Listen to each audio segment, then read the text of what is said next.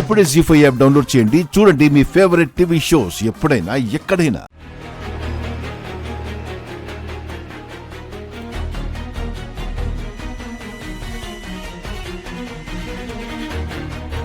అదేంటి అలా అన్నావు? వరదరాజులని మావయ్య అనుకుని నువ్వలా అంటున్నావే గాని అసలు అతను మీ నాన్న, నిన్ను కన్న తండ్రి. నువ్వు పుట్టిన తర్వాత అమ్మ లేకుండా పోయింది నీకు. నాన్న మాత్రమే ఉన్నాడు. అతను మంచోడైనా చెడ్డోడైనా నాన్న నాన్నే.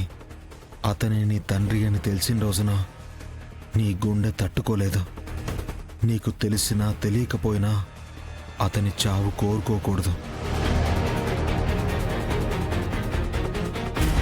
నిజానికి నువ్వు నా చెల్లెలివి కుముదా, కానీ నీకు ఆ విషయం తెలియక మీ అన్నయ్య గంగాబాబుని పొగుడుతున్నావు.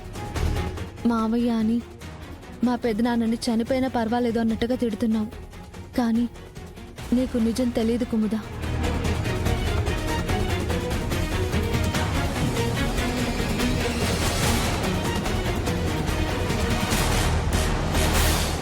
ఇప్పుడు ఆయన గురించి ఎందుకు? శుభమాని గుడికి వెళ్ళేసి వచ్చిన తర్వాత ఆ ప్రశాంతత కాసేపైనా ఉండాలి కదా. వరదరాజుల మావయ్య గురించి దేవాబావ గురించి మాట్లాడుకుంటే ఆనందం ఒక్క క్షణం కూడా ఉండదు కదా. ఏమంటావన్నయ్య?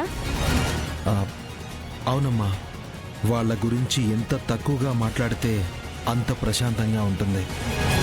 అలాంటి వాళ్ళ గురించి మనం మాట్లాడుకోకూడదు. మరి ఎలాంటివి ఉండాలి? ఎలాంటివి అంటే ఏంటి? పండగ అయిపోయిన తర్వాత మీ అన్నయ్య ఏదో చెప్పినట్టు గుర్తు.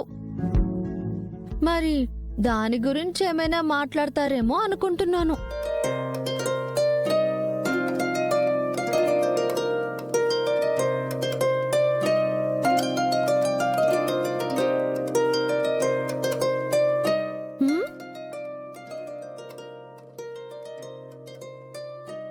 ఏంటి సిగ్గుపడుతున్నారు? ఆ సిగ్గు పెళ్లి నెక్స్ట్, దాని తర్వాత జరగబోయే వాటికి ఉంచుకోండి.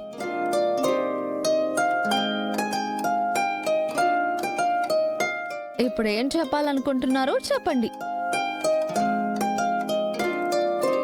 శివ, అసలు వాళ్ళేం చెప్పాలనుకుంటున్నారు? వాళ్ళు చెప్పడం కాదు, నీ ఓవరాక్షన్ ఎక్కువైంది. నాది ఓవర్ యాక్షన్ కాదు బాబు. నువ్వు కొన్ని విషయాలు మర్చిపోతావు, అది గుర్తు చేయాలి కదా. భార్య భర్తలో సగభాగం అంటే ఏంటి? నీకు గుర్తులేనివి గుర్తు చేయాలి, నువ్వు అందుకోలేనివి అందజేయాలి. కొన్ని విషయాల్లో నువ్వు అందుకోలేకపోవచ్చు, కానీ ఇలాంటివైనా చెప్పాలి కదా. అసలు ఏం చెప్పాలనుకుంటున్నావు? అదే, పండగ అయిన తర్వాత నిశ్చితార్థానికి ముహూర్తం పెట్టడానికి పంతులు గారిని పిలిపిస్తానని ఏదో చెప్పావు కదా, మరి దాని గురించి ఆలోచించావా? దాని గురించే ఆలోచిస్తున్నాను. అమ్మ శ్రీవల్లి, నీకంతా ఓకే కదా? నీ ఇష్టమే నా ఇష్టం అన్నయ్య. నేను పంచాయతీలోనే మాటిచ్చేశాను, నాకిష్టమే. వెంకటపతిరాజు గారు, మీకు నన్నే అడగండి. పెళ్ళి ఎప్పుడెప్పుడు జరుగుతుందా అని ఎదురు చూస్తున్నాను.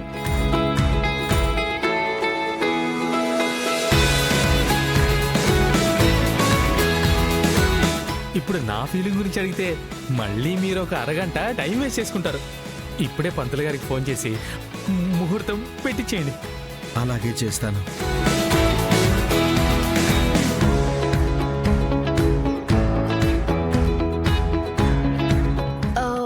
ఇంతకీ కాఫీ ఎలా ఉంది? కలర్ఫుల్ గా ఉందండి. అబ్బా, కలర్ కాదండి, టేస్ట్ చూసి చెప్పండి. నేను బేషుగ్గా చెప్తానమ్మా.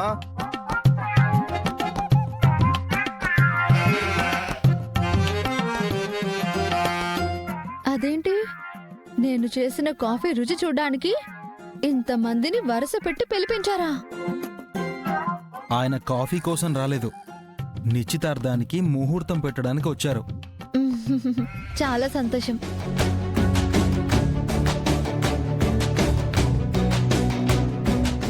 గంగా, శ్రీవల్లి జాతకం తీసుకురండి. నేను తీసుకొస్తాను. తీసుకురా.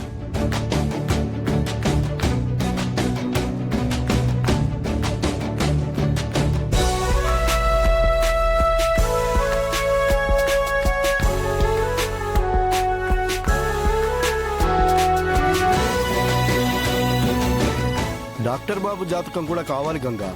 ఆ, అయ్యో నేను తీసుకురాలేదండి. ఒక్క ముక్క ముందు చెప్పినా నేను తీసుకొచ్చేవాని కదా. నా ఫోన్కి పంపించినా పర్లేదు బాబు. ఆ, అలా అన్నారు, ఓకే. పంతులు గారు టెక్నాలజీని వాడుతున్నారన్నమాట. ఆ, నేను మీ మొబైల్కి పంపిస్తానండి. ఆ.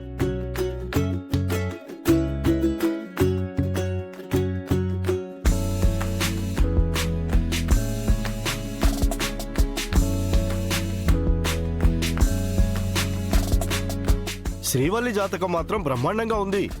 దోషాలన్నీ పోయినట్టే.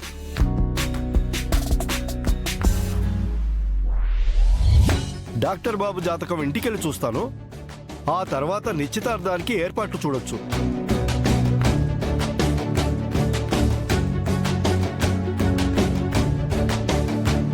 ఇంతకీ ముహూర్తం ఎప్పుడు చూస్తారు? మంచి వాళ్ళు ఎప్పుడు అనుకుంటే అదే మంచి ముహూర్తం అమ్మా. అది కాదండి, వర్జ్యాలు రాహుకాలాలు ఇవేవీ లేకుండా చూడండి. మా పెళ్లికి ఎలాంటి అడ్డంకులు ఉండకూడదు. అవునవును, అసలే మా దేవ అన్నయ్య మా పెదనాన్న గురించి తెలుసు కదా. అలాంటి దుష్టశక్తులు ఏం రాకుండా చూడండి. ముహూర్తం దేముంది, శ్రీవల్లి జాతకం అయితే బాగుంది.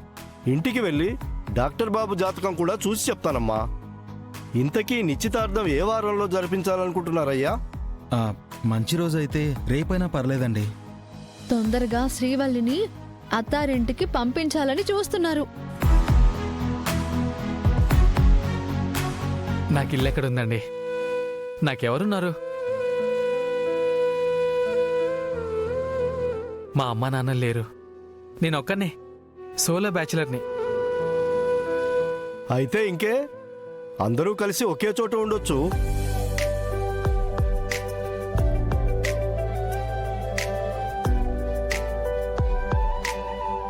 వస్తానమ్మా. అలాగే. వెళ్ళొస్తాను గంగా. మంచిది. వెళ్ళొస్తాను బాబు. ఆ, సరే, నేను స్కూల్కి వెళ్తానన్నయ్య. మీరు మాట్లాడుతూ ఉండండి. నేను దిగబెడతాను కదండి.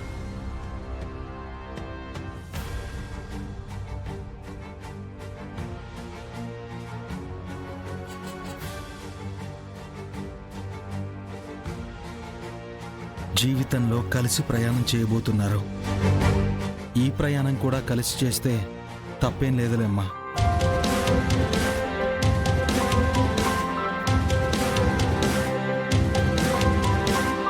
థ్యాంక్ యూ గంగాధరం గారు. ఒక్క నిమిషం అండి, బుక్స్ తెచ్చుకుంటాను. ఆ, జీ5 యాప్ డౌన్లోడ్ చేసి అన్ని ఎపిసోడ్స్ పూర్తి ఉచితంగా చూడండి.